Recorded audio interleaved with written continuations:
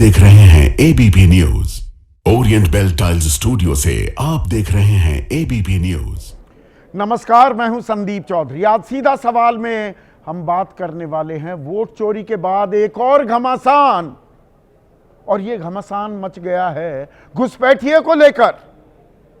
प्रधानमंत्री नरेंद्र मोदी आज बिहार में थे और वहां प्रधानमंत्री मोदी ने ताल ठोकी कि देखिए, ये घुसपैठिए जो है ना, ये यहां आकर बस गए हैं, वोटर आईडी बनवा लिए हैं, आपका रोजगार छीन रहे हैं, हम ऐसा होने नहीं देंगे।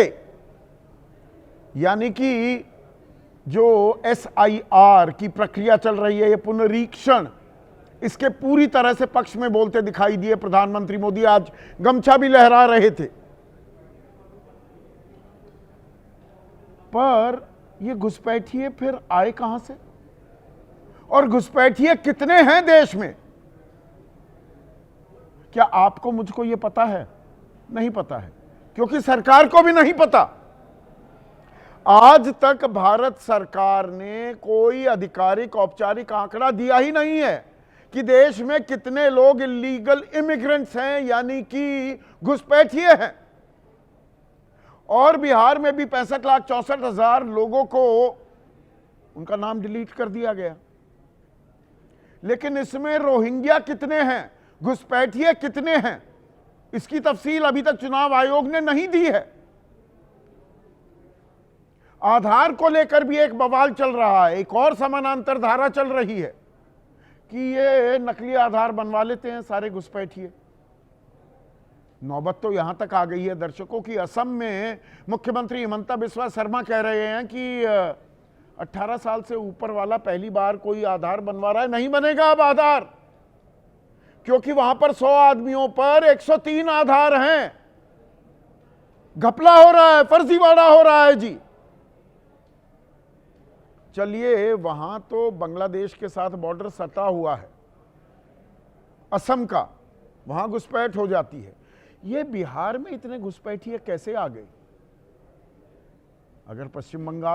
अगर बांग्लादेश से आ रहे हैं, पहले पश्चिम बंगाल जाएंगे, फिर घुसेंगे बिहार में, या नीचे की तरफ से आ रहे हैं तो झारखंड भी होके आना पड़ेगा, तब बिहार में घुस पाएंगे। और रोहिंग्या जो हैं वो तो मणिपुर या नागालैंड या मेघालय वहां से होते हुए, असम होते हुए, फिर पश्चिम बंगाल होते हुए ही बिहार में आ पाएंगे।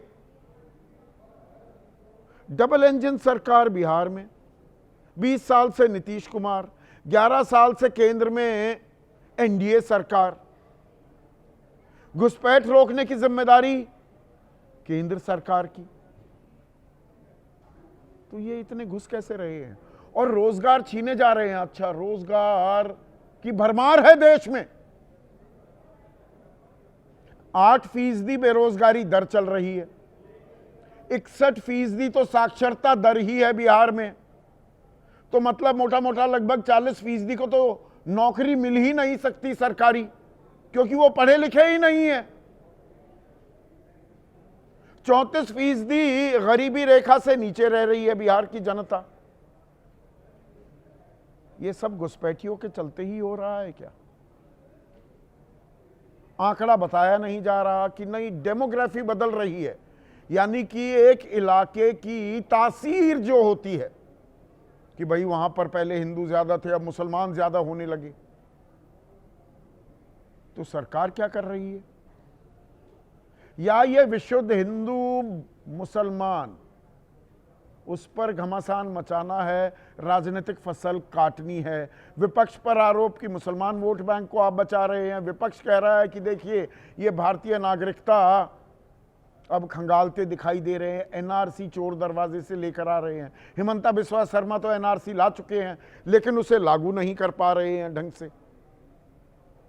तो ऐसे में आपकी राय क्या है? आपके सुझाव और आपके सवाल, जो अब सीधा सवाल के अहम हिस्सा बन चुके हैं, उनका रहेगा इंतजार। तो आज हम बात वोट चोरी की नहीं करेंगे, क्योंकि मामला वोट चोरी से आगे बढ़ता दिखाई दे रहा है। चुनावी घमासान कुछ ऐसा मचा हुआ है, खास बिहार में, वो केंद्र में आ गया है।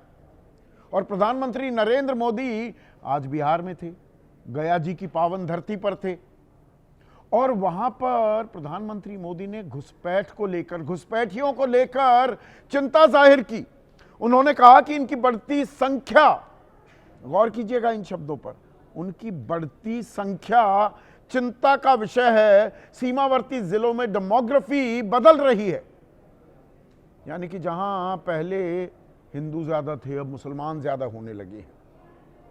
देश का भविष्य घुसपैठिए तय नहीं कर सकते और ये तो लोगों के रोजगार भी छीन रहे हैं, इन्हें हम छीनने नहीं देंगे। सुनिए प्रधानमंत्री मोदी ने कैसे ताल ठोकी।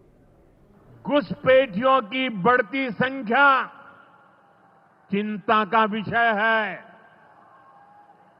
बिहार के सीमावर्ती जिलों में तेजी से डेमोग्राफी बदल रही है। देश का भविष्य घुसपैठियों को नहीं तय करने देंगे। घुसपैठियों को बिहार के युवाओं के रोजगार नहीं छीनने देंगे। तो कहीं ना कहीं घुसपैठियों की बात करके क्या SIR जो पुनरीक्षण हो रहा है, जिस पर जबरदस्त सियासी बवाल भी मच रहा है, आज भी सुप्रीम कोर्ट ने एक और अंतरिम आदेश दिया कि वो 11 दस्तावेज जो मांगे जा रहे थे उसमें आधार को भी अब जोड़ दिया जाए। चुनाव आयोग आधार को पहचान मानने से साफ इनकार कर रहा था, सुप्रीम कोर्ट ने कह दिया नथिंग डूइंग, करना पड़ेगा। पर इस पुनरीक्षण को जायज ठहराने की कि यह शुद्धिकरण बहुत जरूरी है, घुसपैठिए आधार बनवाकर बैठ गए हैं, तो ये तो चिंता की बात होनी चाहिए। पर आपको यह जानकर ताज्जुब होगा दर्शकों कि अगर घुसपैठिए इतनी बड़ी समस्या हैं तो सरकार के पास आंकड़ा तो होना चाहिए। सरकार के पास कोई आंकड़ा ही नहीं है। भारत सरकार के पास कोई आंकड़ा नहीं है कि देश में दरअसल कितने घुसपैठिए हैं। सब कुछ हवाई बातें चल रही हैं। बिहार में कितने घुसपैठिए हैं यह आंकड़ा नहीं है। 65,64,000 लोगों के नाम काटे गए, तो भाई इनमें घुसपैठिए कितने हैं, कितने रोहिंग्या हैं, भेजो उनको वापस। क्या कर रहे हैं हमारे देश में, वो आंकड़ा ही नहीं है। और कितने बांग्लादेशी या कितने रोहिंग्या वापस भेजे जाते हैं हर साल, ये सुनेंगे तो आप हंसने लगेंगे। 1000, 1500, 400, 500, 150, बस ये है तादाद। अब कांग्रेस इसी बात पर सवाल भी उठा रही है और आरजेडी भी कि भाई सरकार आपकी, घुसपैठ रोकना काम आपका, और आप ही आरोप लगा रहे हैं। सुनिए क्या कहा विपक्षी खेमे ने। के पास हर तरह के कानून थे, नहीं थे क्या? सारे कानून थे। क्या किया आपने? क्यों नहीं किया? जब जहां चुनाव आता है आप इस तरह की बात करने लग जाते हैं। तो क्या इतने साल आप निठल्ले बैठे हैं? कोई काम किया है कि नहीं किया? असली काम करते दिखाते। आदरणीय प्रधानमंत्री जी ने घुसपैठिए पर सवाल खड़े करके अपने ही सरकार की नाकामी का पोल खोल दिया।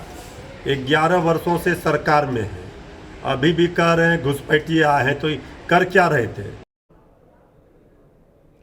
थोड़ा नक्शे के जरिए मैं आपको ये भी दिखा देता हूं और बता देता हूं कि दरअसल ये घुसपैठिए रोहिंग्या आएंगे म्यांमार से, तो कितने राज्यों से होकर जाना पड़ेगा। पीसीआर वो जरा नक्शा दिखाइए। और बांग्लादेशी, पहले बांग्लादेशी देखिए बिहार में कैसे आएंगे। पश्चिम बंगाल बीच में है, बिहार से बिल्कुल नीचे वो झारखंड भी है। अगर पश्चिम बंगाल से, बांग्लादेश से पश्चिम बंगाल होते हुए नीचे झारखंड से ऊपर बिहार जाएंगे, या बांग्लादेश से आए पहले पश्चिम बंगाल में घुसे उसके बाद बिहार जाएंगे। और रोहिंग्या वो तो म्यांमार से आएंगे, तो रोहिंग्या कहां से आएंगे? उनको पहले या तो नागालैंड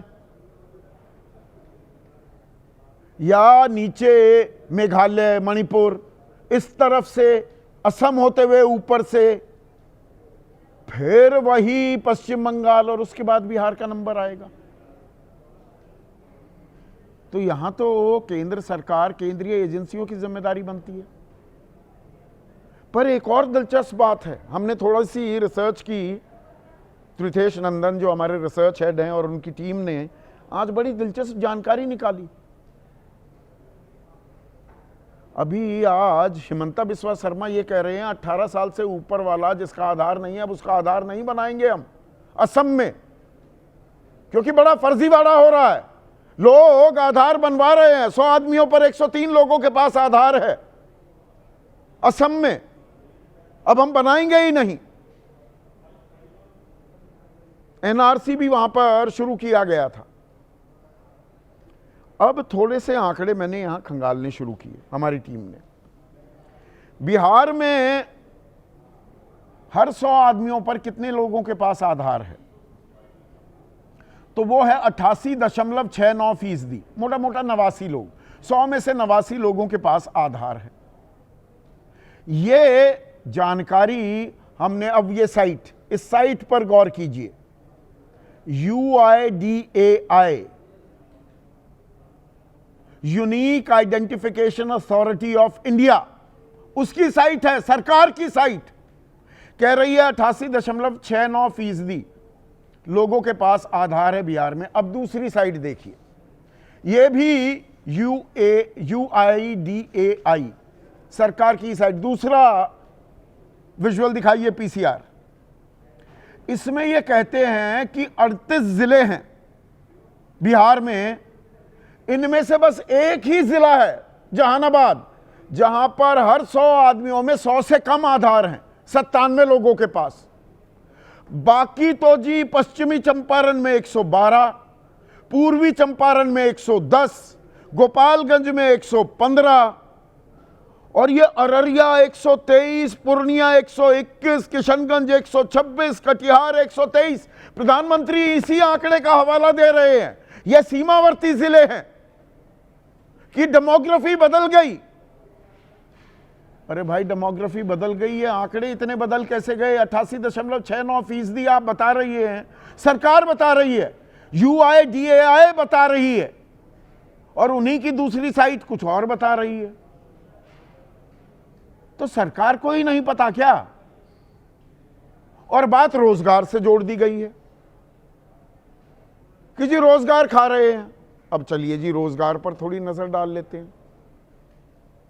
बहुत रोजगार की भरमार हो रही है क्या?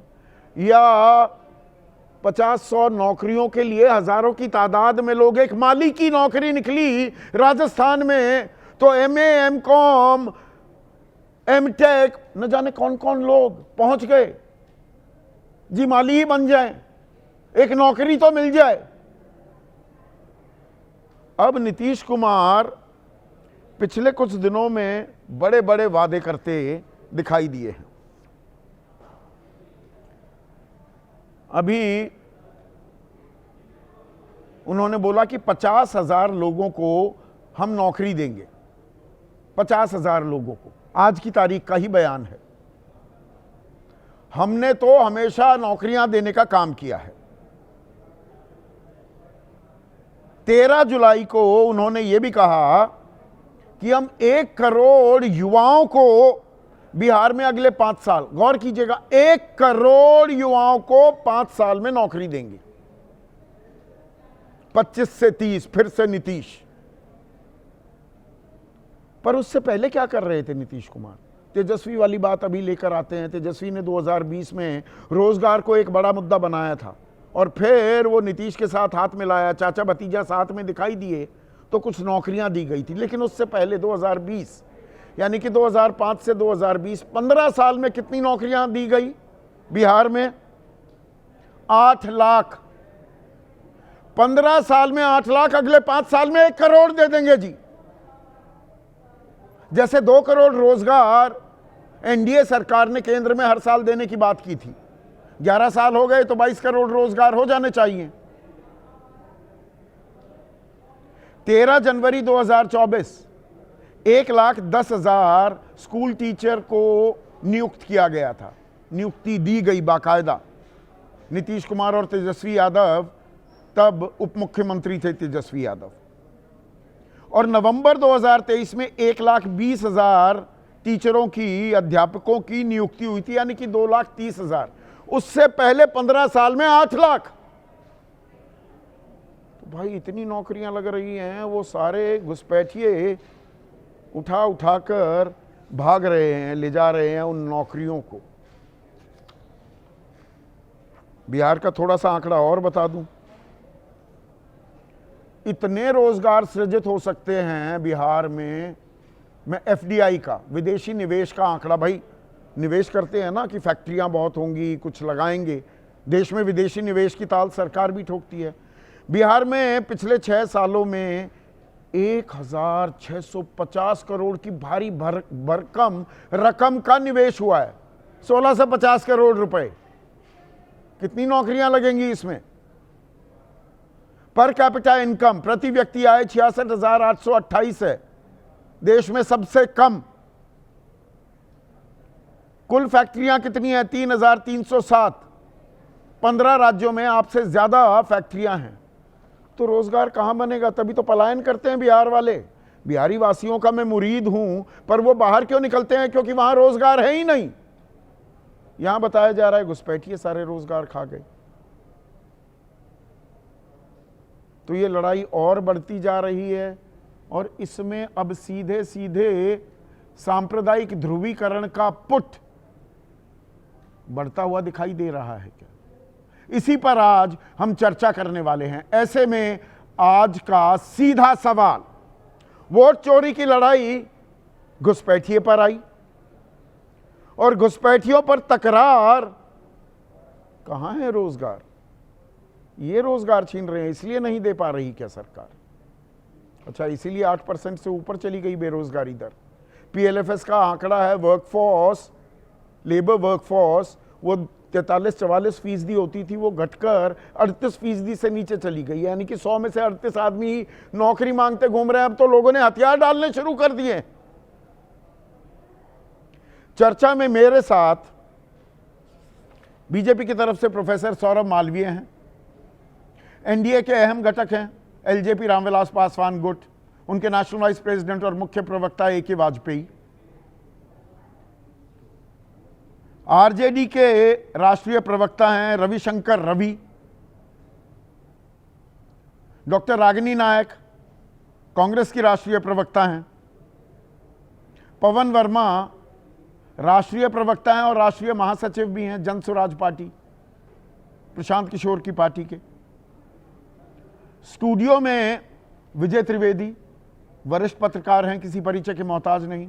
विनोद अग्निहोत्री भी अभी स्टूडियो में हमें ज्वाइन करने वाले हैं। और इस पैनल में सबसे तजुर्बेकार जेडीयू के वरिष्ठ नेता, सलाहकार रह चुके हैं मुख्यमंत्री नीतीश कुमार के, लोकसभा राज्यसभा दोनों में सांसद रह चुके हैं, केसी त्यागी भी इस चर्चा में जुड़ गए हैं। केसी त्यागी साहब, घुसपैठियों को लेकर बड़ी चिंता जाहिर की प्रधानमंत्री मोदी ने कि इनकी तादाद बढ़ती जा रही है। सरकार के पास आंकड़े ही नहीं है, पर तादाद भी बढ़ रही है। आज तक हम ये तो पता नहीं लगा पाए कितने घुसपैठिए हैं, पर घुसपैठियों का डर बताया जा रहा है। थोड़ा विरोधाभास नहीं दिखता?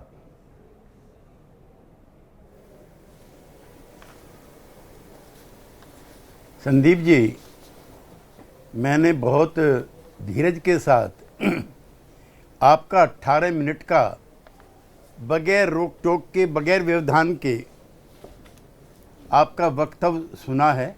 काफ़ी जानकारियाँ आपने हम सब लोगों को मुहैया कराई हैं। मैं चाहूँगा कि कम से कम ज़्यादा नहीं तो 5 मिनट बगैर अवरोध के मैं भी बोलना चाहता हूँ। 1971 का जब युद्ध हुआ था बांग्लादेश का, तो सीमा खुल गई थी, और युद्ध और गरीबी के कारण उस समय सरकारी आंकड़ों के मुताबिक 1 करोड़ शरणार्थी भारत में आ गए थे, जिनके आने का रास्ता पश्चिमी बंगाल और आसाम था। और आसाम की डेमोग्राफी, मैं हिंदू मुसलमान में नहीं जाता हूँ, आपको मेरे बारे में पता है। जो लोग आए वहाँ से ऊंचे पैमाने पर, बंटवारे के बाद भी आसाम में बहुत ऊंचे पैमाने पर बंगाल से, पश्चिम ईस्ट पाकिस्तान से लोग आए थे। उसके बाद आसाम में आंदोलन चला, मैं भी उसमें एक कार्यकर्ता के रूप में था, जो 79 से लेकर के 1985 तक चला। कि वहाँ की सारी डेमोग्राफी चेंज हो गई। हिंदू मुसलमान नहीं, उसमें हिंदू भी थे और मुसलमान भी थे। और आसाम आंदोलन का मूल कारण यही था कि जो विदेशी नागरिक हैं वो आ गए हैं और कार्ड भी बनवाए हैं लोगों ने, नकली राशन कार्ड भी बनवाए, जिनका जिक्र आप लोग कर रहे थे। आप कह रहे हैं आंकड़े नहीं है। संसद में जो रिपोर्ट रखी गई है अब से 15 साल पहले, उसके मुताबिक 1.2 करोड़ अवैध बांग्लादेशी भारत 15 में साल हैं। पहले चले और गए संसद की केसी रिपोर्ट त्यागी पता नहीं साहब, आप आज मानते हैं कि पिछले नहीं 11 मानते? साल में सरकार ने 212 कोई की आधिकारिक होम आंकड़ा मिनिस्ट्री दिया की है रिपोर्ट क्या? कि 2 करोड़ बांग्लादेशी थ्रू आसाम, थ्रू पश्चिमी बंगाल भारत में प्रवेश कर चुके हैं। आपने बहुत सारी चीजों का जिक्र किया। मैं व्यक्तिगत किसी ना पार्टी के लिए होता हूं ना नेताओं के लिए होता हूं, लेकिन 2005 से पहले का जो बिहार था थोड़ा उसका भी जिक्र करते तो मुझे तसल्ली होती। मेरे पास लंबी फहरिस्त है कि हर चुनाव में कैसे बूथ कैप्चर होते थे, हर चुनाव में कैसे अपराधियों के और जाति संगठनों के संगठित गिरोह कब्जा करते थे बूथों पे, कैसे जैसे आजकल हमारी मित्र पार्टियां चिंतित हैं SC ST बैकवर्ड माइनॉरिटी, इन लोगों के बूथों पर कब्जा होता था, कैसे जातियों के संगठन बने हुए थे। और इन 20-22 साल के नीतीश कुमार के नहीं, मुद्दे पर ही रहते हैं ना, घुसपैठ पर रहते काफी हैं। केसी त्यागी साहब, एक मिनट, घुसपैठ पर ही रहते हैं। आपने 15 साल पुराना आंकड़ा गिनवा दिया, 11 साल में सरकार आंकड़ा क्यों नहीं दे पा रही?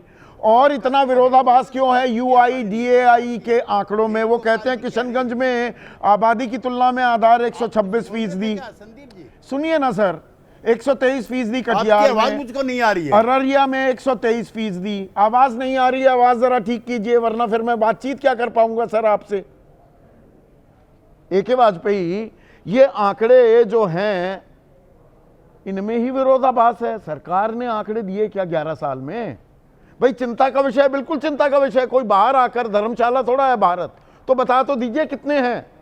तो डाटा जो आपने देखे, जो साइट से अपलोड किए, वही डाटा होंगे, कोई बदल तो नहीं सकता इनको। कैसी बात कर मैं रहे हैं? वही कह रहा हूँ ना, जो डाटा आपके पास अरे है वो सही एक है। डाटा कह रहा है 88.69% लोगों के पास आधार है 100 में से, बिल्कुल ठीक है। और दूसरा कह रहा है कि एक ही बस जिला है जहानाबाद जहां 97 लोगों के पास आधार है 100 में, एक सेकेंड। बाकी नहीं तो हर जगह 100 से ऊपर एक है। सेकेंड, इस डाटा में जो फोर्जरी करके बनाए जाते हैं डाटा और जो कार्ड बनते हैं, वो इसमें इंक्लूड होंगे क्या?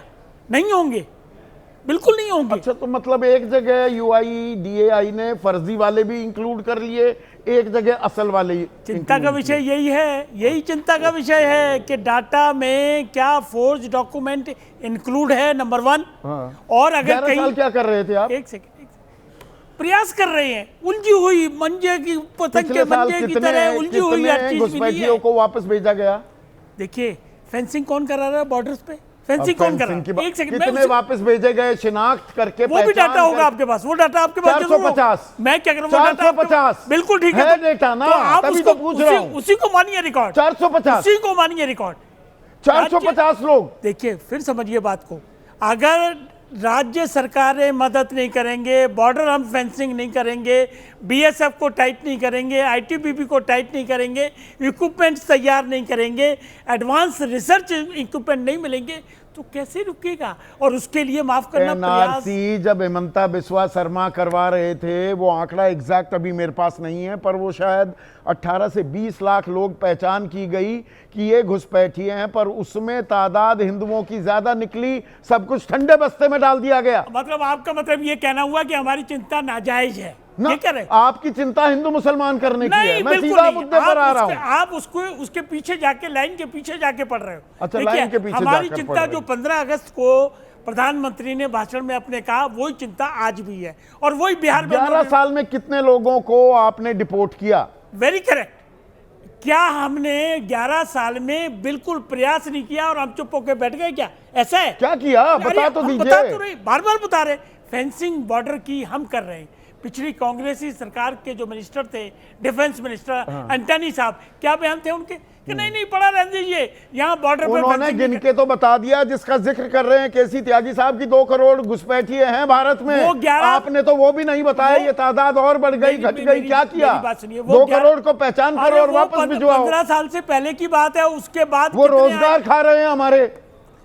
आप इसको डिनाई करेंगे? सही दिल पे हाथ रख के बताओ कि घुसपैठियों की प्रॉब्लम नहीं है यहाँ। हाँ। इस देश में घुसपैठियों की प्रॉब्लम है। हाँ। अब दूसरा क्वेश्चन अभी याद क्यों आ रही है? अब दूसरा क्वेश्चन ये हुआ कि सरकार उनको रोकने के लिए क्या कर रही है, उसके मैं प्रयास गिना रहा हूं सरकार की तरफ से। अच्छा। तो प्रयासों के बाद 11 साल से हिंदू मुसलमान करेंगे? नहीं, ये आप लोग अगर हिंदू बांग्लादेशी आया वो तो विदेशी हुआ ना, वो घुसपैठिया हुआ ना, वो 6 लाख के करीब निकले तो वो सूची ही दबा दी गई, सब कुछ मामला ही ठंडे बस्ते में डाल दिया गया। बिटवीन सी लाइन आप पढ़ने की कोशिश कर रहे हैं, लेकिन प्रधानमंत्री की चिंता बड़ी पाक साफ है कि घुसपैठिए अगर ज्यादा होंगे जो इस देश के नागरिक नहीं है। कहाँ है? 6 धर्म के लोग तो आ सकते हैं, उन पर कोई ऐतराज ही नहीं है। मुसलमान वो तो जहाँ प्रताड़ना होगी घुसपैठिया माना जाएगा। वो भी कानून लेके आए हुए हैं ना। प्रताड़ना किसको हो रही है वहाँ प्रताड़ना हिंदू को होगी या मुस्लिम को होगी? मुस्लिम कंट्री में अगर उनको प्रताड़ना है। शेख हसीना को क्यों बिठा रखा है यहाँ पर? किसको? शेख हसीना को। शेख हसीना को ऑफिशियली तो किसी ने नहीं बिठा रखा। वो तो घुसपैठिया ही हो गई ना, तो ऑफिशियली किसी ने नहीं है ना भारत में। कोई स्टेटमेंट गवर्नमेंट ऑफ इंडिया की नहीं है, बिल्कुल कोई स्टेटमेंट नहीं ये है। मेरा सवाल नहीं स्टेट का गेस्ट है। असदुद्दीन ओवैसी ये सवाल पूछ रहे हैं, क्यों बिठा रखा है भाई? देखिए, सवाल पूछने का अधिकार तो सबको है, पूछिए, लेकिन ये समस्या गंभीर है। अगर प्रधानमंत्री समस्या गंभीर है तो आंकड़े भी दिए जाने चाहिए ना। केसी त्यागी साहब, माफी कीजिए, माफी के साथ मैं कह रहा हूं, वो आपका थोड़ा कनेक्शन कट गया था, पर ये किशनगंज में 126%, कटिहार 123%, अररिया 123, पूर्णिया 121, एक ही जिला जहां पर 100 आदमियों में 100 से कम आधार है वो जहानाबाद। लेकिन दूसरी ही सूची UIDAI की कहती है कि सिर्फ 88.69% लोगों के पास ही आधार है 100 में से, यानी कि 100 में से 89। इनका ही मेल नहीं है।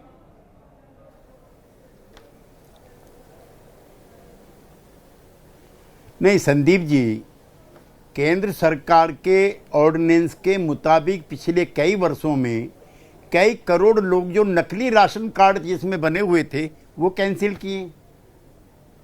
और मेरा आपसे एक और निवेदन है कि मैं आपसे बहुत जिम्मेदारी से कहना चाहता हूं कि ये 4 बार हारे हैं चुनाव, 2005, 2010, 2015 और 2020, और फिर चुनाव हारने जा रहे हैं।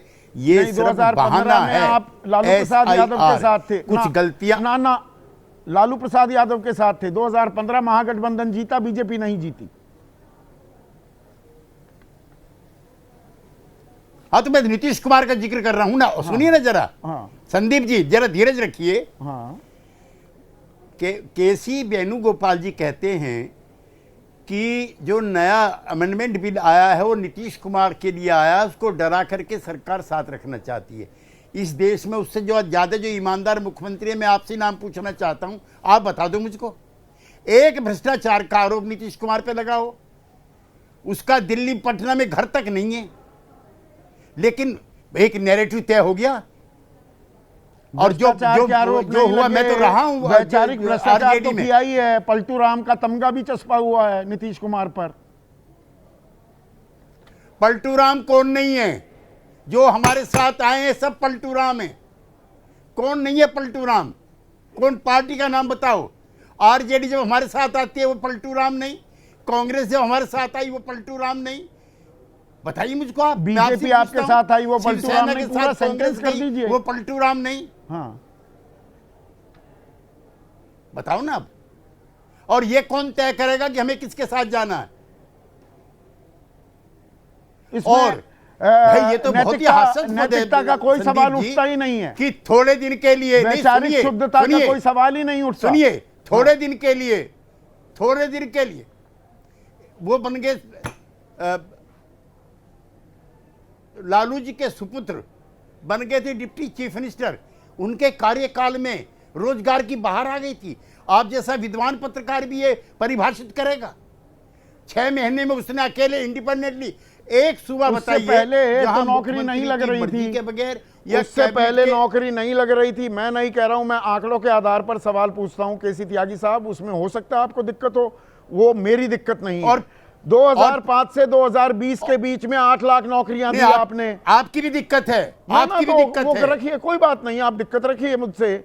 2005 से 2020 के बीच 8 लाख नौकरियां दी। उसके बाद 2,30,000 उस 1.5 साल में आपने सृजित कर दी। अब तो आप कह रहे हैं 5 साल में 1 करोड़ रोजगार दे देंगे। अब ये कमाल कैसे करेंगे जो पहले नहीं कर पाए?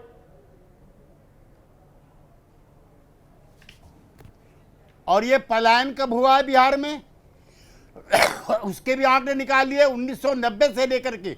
और हमारी जो मित्र पार्टी है कांग्रेस पार्टी, उसी का सबसे बड़ा आरोप था जब विपक्ष में थे वो, और हम और लालू यादव जी जब इकट्ठे थे तब कांग्रेस पार्टी का यही आरोप था कि इतने अच्छा, लोगों ने बिहारी पलायन पलायन कर दिया, कर गया, घुसपैठिए आ गए और हो गई है, घुसपैठियों ने सड़क सारी नहीं है। नौकरियां ले ली। आप दो चीजों को, दो ये मैं अलग नहीं अलग कह रहा चीजों को हूं। मिला रहे हैं आपका अब केसी विश्लेषण। त्यागी साहब।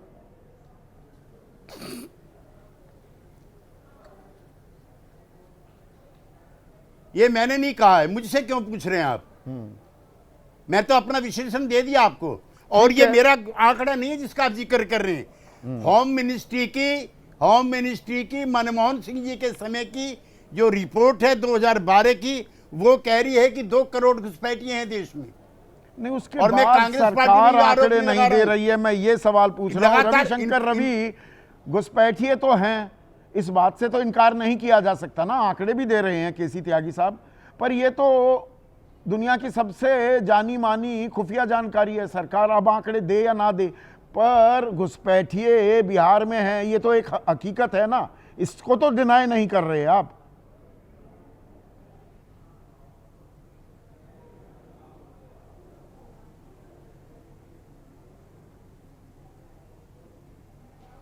रविशंकर, आपसे सवाल है सर। संदीप सर, सबसे पहले तो मैं ये कहूं कि शरणार्थी में और घुसपैठिए में फर्क होता है। अगर शरणार्थियों के लिए मुझे लगता है वो आंकड़े सरकार जरूर मेंटेन करती होगी और करनी चाहिए, लेकिन घुसपैठिए से रिलेटेड एक आंकड़ा आज ही मुझे दी स्टेट्समैन अखबार में मिला, मैं बस 10 सेकंड में वो बोल देना चाहूंगा। 2023 में 1547 ये एप्रीहेंड किए गए। हाँ, 2024 में 1694, 2025 में 723, ये गृह मंत्रालय का आंकड़ा है। आंकड़ा है, और इनमें से भेजे भी गए जो आखिरी बार भेजे गए हैं वापस, ये तो आइडेंटिफाई किए, वो 450 ही भेज पाए। ठीक, अब बात शुरू होती है, ये सब अभी चुनावी माहौल में हो रहा है। यहां तक कि चुनाव आयोग भी यही नैरेटिव ले रही थी कि एसआईआर करके हम घुसपैठिए को निकालेंगे, पकड़ेंगे, उनको वोट देने का अधिकार नहीं है।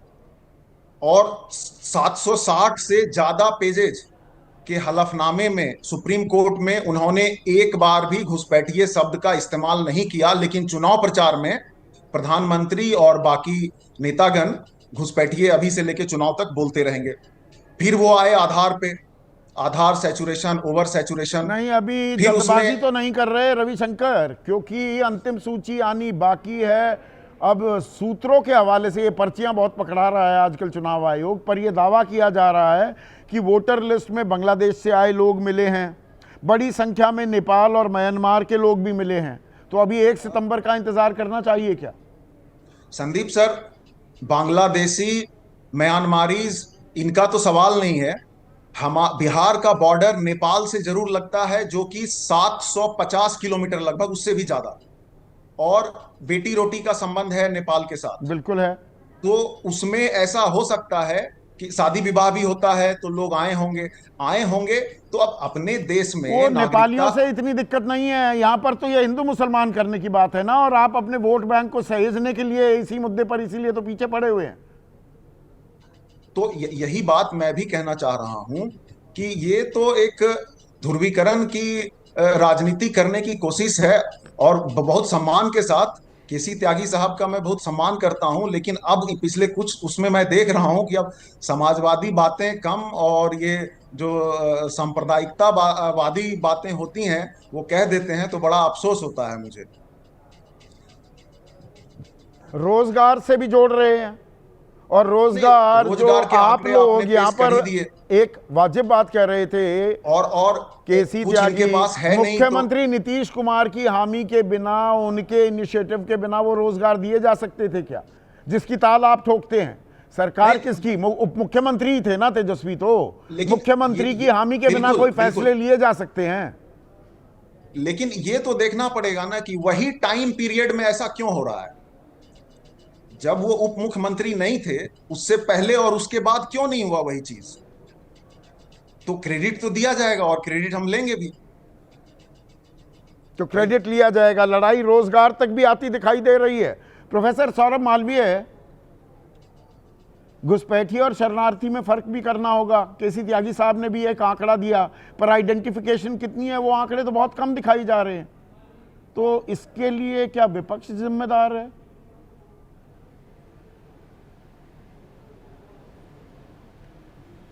देखिए संदीप जी, विपक्ष का मुझे लगता है एक तो मुख्य बातें मुझे शुरू में आपको देना चाहिए था, लेकिन कोई बात नहीं, और आज थोड़ा आपका धार कमजोर भी नजर आ रहा है, लेकिन मुद्दा बड़ा गंभीर है। मुद्दा गंभीर ये है कि विपक्ष के पास न विकास मॉडल है न मोदी मॉडल है। तो केवल और केवल किसी तरह ऐसी बातों को लाना कि जहां पर चोरी जैसे भी बात आ गई, चौकीदार चोर था, परिणाम सामने है, अब आयोग को ही चोर बता दिए। अब इन दोनों संवैधानिक चीजों को छोड़ देते हैं, काम को पहचान का मॉडल सरकार के पास है, मॉडल पर विपक्ष के पास तो कोई मॉडल है ही नहीं। पर आ जाता लेता हूं मैं, उनके पास कोई मॉडल नहीं। घुसपैठियों की पहचान का मॉडल है सरकार के पास, प्रोफेसर साहब? नहीं, सरकार के पास है, सरकार के पास है, और सरकार कर रही है और करेगी।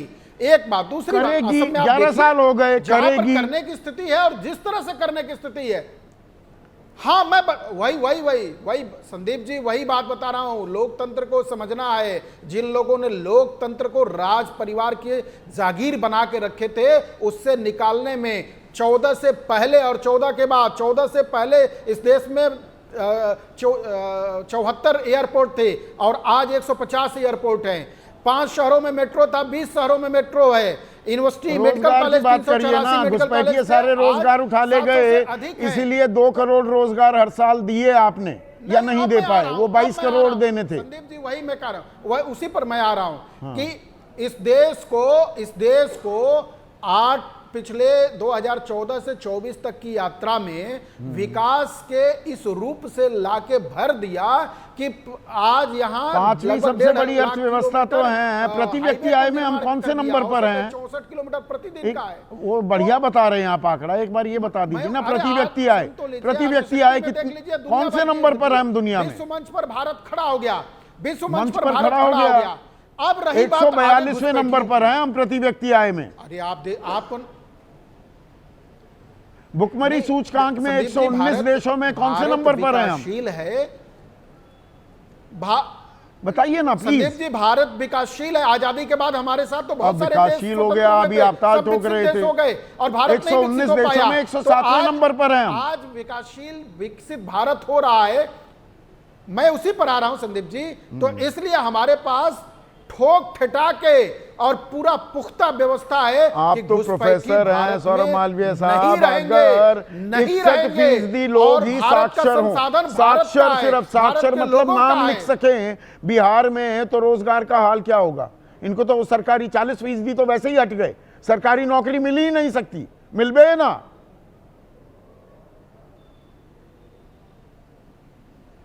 संदीप जी, बिहार के संदर्भ में संदीप जी,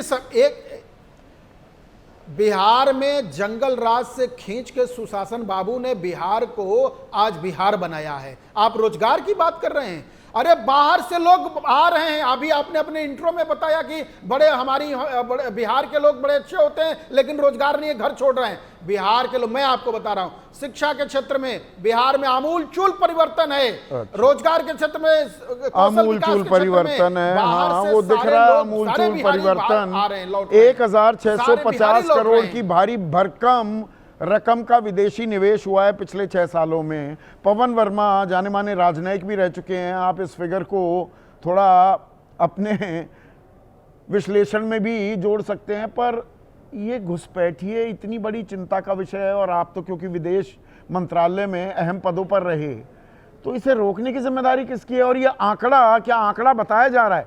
शरणार्थियों का आंकड़ा और घुसपैठियों का आंकड़ा अलग अलग होता है ना पवन वर्मा जी? बहुत बहुत शुक्रिया संदीप जी।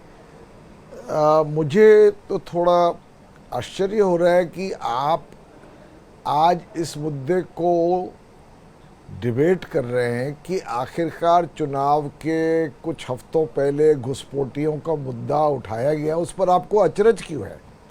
देखिए संदीप जी, जब कोई और मुद्दा ना हो, जब आपके पास शासन प्रशासन पे कुछ कहने के लिए बात ना हो, जब आप जुमलों के आधार पर सरकार में रहें 30 साल से, नीतीश जी तो 20 साल से हैं अलग अलग पार्टियों के समर्थन से, आज बिहार 30 साल के बाद वही है जहाँ 30 साल पहले था, सबसे गरीब, सबसे पिछड़ा, जहाँ सबसे कम नौकरियाँ हैं, प्रति आय व्यक्ति सबसे कम है, जो सबसे पिछड़ा है, आपके पास कोई विषय नहीं। जब मैं सुनता हूँ आपके यहाँ पैनलिस्ट कह रहे हैं कि शिक्षा के विभाग में आमूल चूल परिवर्तन हुआ है, तो मैं कभी कभी सोचता हूँ कि सच्चाई से ये लोग कितना भटक गए। जहाँ स्कूल है वहाँ टीचर नहीं, जहाँ टीचर है वहाँ स्कूल नहीं। स्वास्थ्य की आप हालत देख लीजिए, तो कोई ऐसी उपलब्धि है ही नहीं जिसके लिए ये एक्चुअली सत्य बोल सके। जुमले अलग हैं, वो तो प्रधानमंत्री मोदी ने जो कहा था हम हर साल 2 करोड़ नौकरी देंगे, तेजस्वी यादव ने कहा हम 10 लाख लोगों को नौकरी देंगे, नीतीश कुमार जी कह रहे 1 करोड़ लोग को नौकरी देंगे। जब उनसे कहिए कि साहब बताइए कौन सी नौकरी कह रही है, 3.5 करोड़ लोगों को नौकरी देंगे अगले 2 साल में, 1 लाख करोड़ का प्रावधान तो फिर कोई जवाब आता नहीं है। नहीं सर, अभी तो सरकार कह रही है 3.5 करोड़ को देंगे 2 साल में, तो 1 लाख करोड़ का इंतजाम कर दिया। वो इंटर्नशिप मिलने वाली थी पिछले साल 1 करोड़ लोगों को, अगले 5 साल में मिली है कुल 1 साल में 9,453 लोगों को। हर साल 20 लाख को देनी थी इंटर्नशिप, मिली कितनों को? 9,453। संदीप जी, तो संदीप जी मेरा कहना यही है कि कहने को बहुत कुछ था, तो आप कह ही सकते हैं। जब कहने पे आते, अब हम तो सुन करके ये कह रहे हैं कि अपनी तो ये हालत है कि हम कुछ नहीं कहते, पर हम ये जरूर कहते हैं जबकि कोई मुद्दा ना हो तो घुसपैठियां उठाइए। अच्छा, घुसपैठियों को हटाना चाहिए, भारत में उनका होना बिल्कुल गलत है, बिल्कुल गलत है। 11 साल से तो आप सरकार में है केंद्र में, और पिछले 7 साल से आपकी सरकार है, 8 साल से बिहार में। डबल इंजन की सरकार है, सिंगल इंजन नहीं है ये। तो आप घुसपैठियों को हमारे दर्शक आइडेंटिफाई भी नहीं कर सके। पवन जी, दौलत साहब हैं, ये राजस्थान वासी हैं, कह रहे हैं क्या भारत में घुसपैठियों का होना हमारी सरहद की सुरक्षा पर प्रश्न चिन्ह नहीं लगता? सवाल तो हमारी फिर सरहद पर हम कर क्या रहे हैं? एग्जैक्टली, हमारे पास बहुत से यंत्र है, बहुत सी नीतियां हैं जो कि हम लागू कर सकते थे घुसपैठियों को रोकने के लिए। केंद्र में आप, प्रदेश में आप रोक नहीं सके, आप आंकड़े दे नहीं सके, तो आखिर में जो पहले ब्रह्मशास्त्र होता था कि घुसपैठियों से आप सांप्रदायिक ध्रुवीकरण कीजिए। चुनाव आ रहा है, हर पार्टी को सूट करता है, आरजेडी को भी सूट करता है, बीजेपी को भी सूट करता है। हाँ सर, रागिनी नायक, पर एक बात से क्या डिनाई किया जा सकता है रागिनी नायक, भाई ये घुसपैठिए, और वो ऐतिहासिक परिप्रेक्ष्य दे दिया केसी त्यागी साहब ने कि भाई 71 के युद्ध के बाद बहुत सारे शरणार्थी आए, वो ईस्ट पाकिस्तान जब बांग्लादेश बना, और यहाँ पर वोट बैंक की राजनीति के नाम पर आपने दबादब उनके राशन कार्ड बनाए, उनको पहचान दी और यहीं बसा दिया।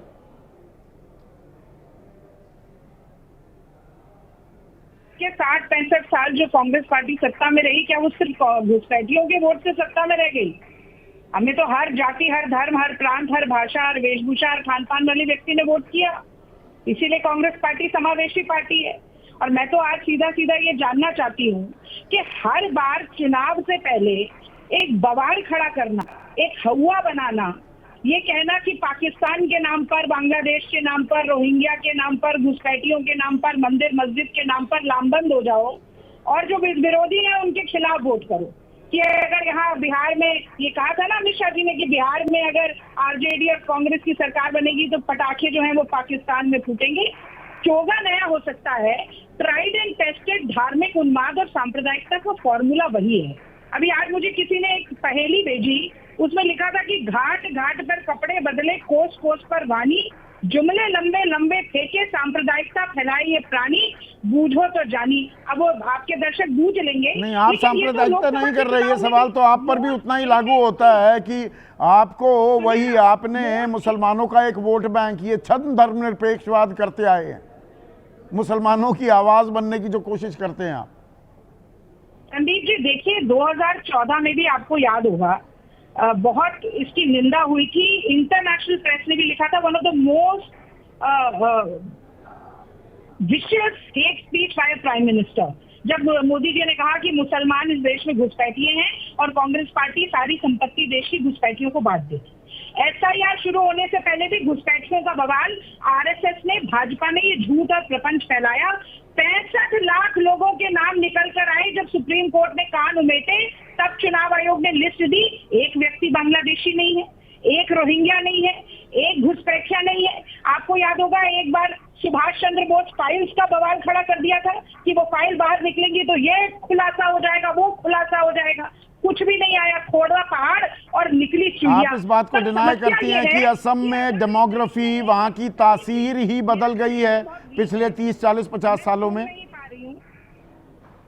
एक लाइन में और जोड़ दूं, देखिए अगर देश में इतनी घुसपैठिए आ गए हैं कि यहाँ सारी नौकरियां घुसपैठिए लेकर जा रहे हैं, देश का भविष्य घुसपैठिए तैयार कर रहे हैं, देश की डेमोग्राफी घुसपैठियों ने बदल दी, तो अमित शाह पर तो धिक्कार है, मोदी जी और उनकी सरकार पे धिक्कार है कि वो ना आइडेंटिफाई कर पा रहे हैं, ना डिपोर्ट कर पा रहे हैं, लेकिन हाँ चुनावी मुद्दा जरूर बना रहे हैं। चुनावी मुद्दा तो बन गया है, ठीक है रागिनी, आज आपके थोड़े ऑडियो में भी दिक्कत रही, पर यहाँ पर घुसपैठिए की दिक्कत है, ये विशुद्ध राजनीति हो रही है, आंकड़े सामने हैं नहीं, और आधार को लेकर मैं तो आज अचंभे में रह गया। UIDAI को खुद नहीं मालूम 88.69% के पास आधार है 100 लोगों में से, या वो तो जहानाबाद के अलावा तो सब कहीं 123, कहीं 126, 100 लोगों पर 123 लोग आधार बनाए बैठे हैं।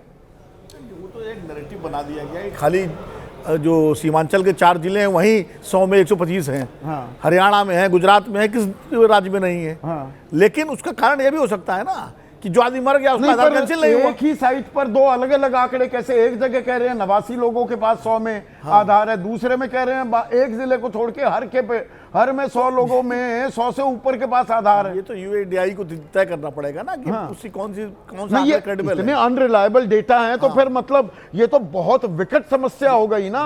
बिल्कुल विकट। हम घुसपैठ को बड़ी चिंता का विषय मानते हैं और हम ये कर रहे हैं, आंकड़े ही नहीं है हमारे पास। नहीं, मुझे लगता है इसमें ये हुआ होगा कि आपने आधार बना दिए, उसके बाद बहुत सारे लोग जो है कालकलवित हो गए, उनके आधार कैंसिल नहीं हुए तो वो एक्स्ट्रा रहेंगे ही। तो इस तरह नहीं, मैं ये इस असम्पशन पे सवाल पूछ रहा हूं कि भाई घुसपैठियों ने भी आधार बनवा लिया, वरना तो घुसपैठियों की पहचान बड़ी आसान है। सरकार नहीं कर सकती क्या? या 1500 और 1000 लोगों को ही पहचान कर पा रही है? पिछले देखिए घुसपैठियों के 5-7 सालों में हर साल 1500 1600 से ऊपर आंकड़ा नहीं जा रहा। हमारे जो है इस बात पे जो सहमत हैं कि चुनाव के टाइम घुसपैठियों का मुद्दा बड़ा गर्म हो जाता है, क्योंकि इससे दोनों पक्षों को अपना अपना वोट ध्रुवीकरण करने का मौका मिलता है। वाजपेयी जी भी दोनों हाथ से ताली बजती है। उधर वो अपने हिंदुत्व के वोट को ध्रुवीकरण करते हैं, उधर वो अपना मुस्लिम वोट ध्रुवीकरण करते हैं, दोनों उसका इस्तेमाल करते हैं घुसपैठियों को लेकर के। लेकिन समस्या ये है घुसपैठियों को लेकर गंभीर कोई नहीं है। समस्या है घुसपैठियों की, लेकिन वैसे ही समस्या है कि जैसे झूठ बोलना गलत है ना, तो कौन कह देगा सही है? सभी कहेंगे बिल्कुल गलत है, लेकिन बोलेंगे सब, ये ज्यादातर लोग बोलेंगे। तो वो समस्या है, ये दोहरे मानदंड जो है ना, घुसपैठियों की समस्या है।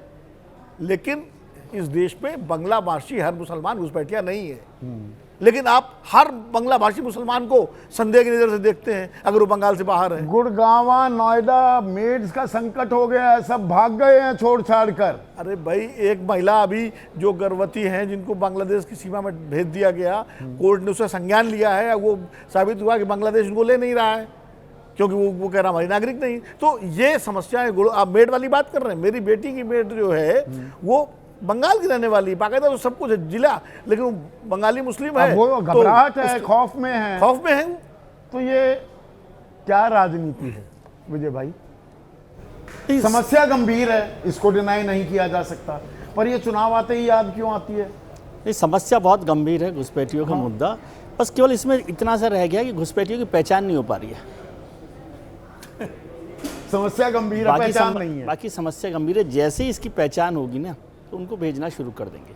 वाजपेयी जी की सरकार इतनी मजबूत सरकार है, वहाँ पर बैठे हुए और लोग हैं, सौरभ जी की सरकार, तो वो मजबूत सरकार है, मुझे कोई इसमें शक नहीं है कि वो नहीं भेज सकते उसको। अब केवल पहचान का मुद्दा रह गया है, वो पहचान हो नहीं पा रही है।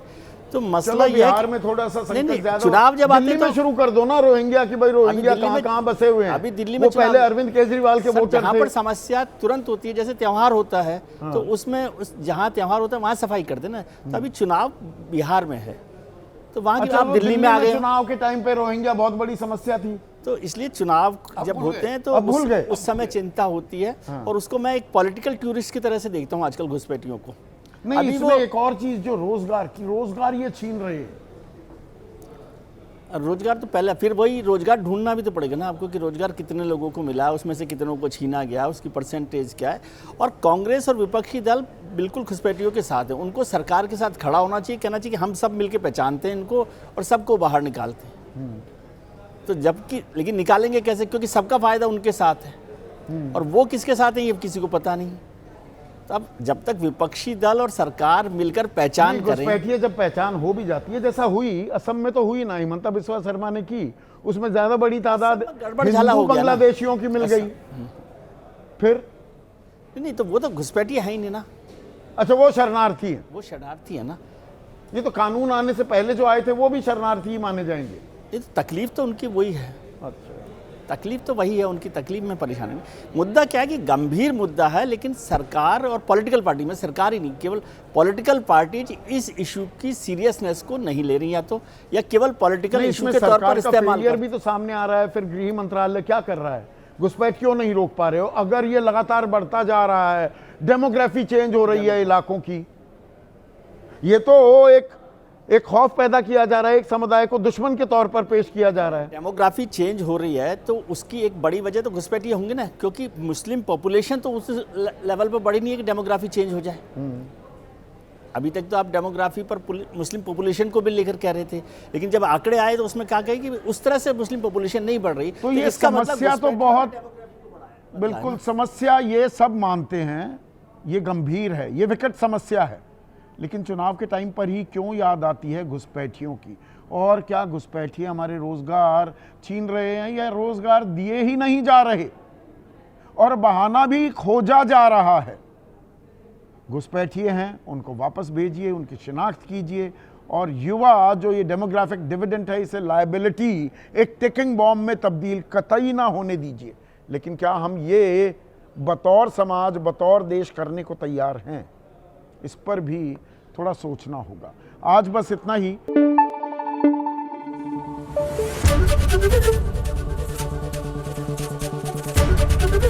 एबीपी न्यूज आपको रखे आगे।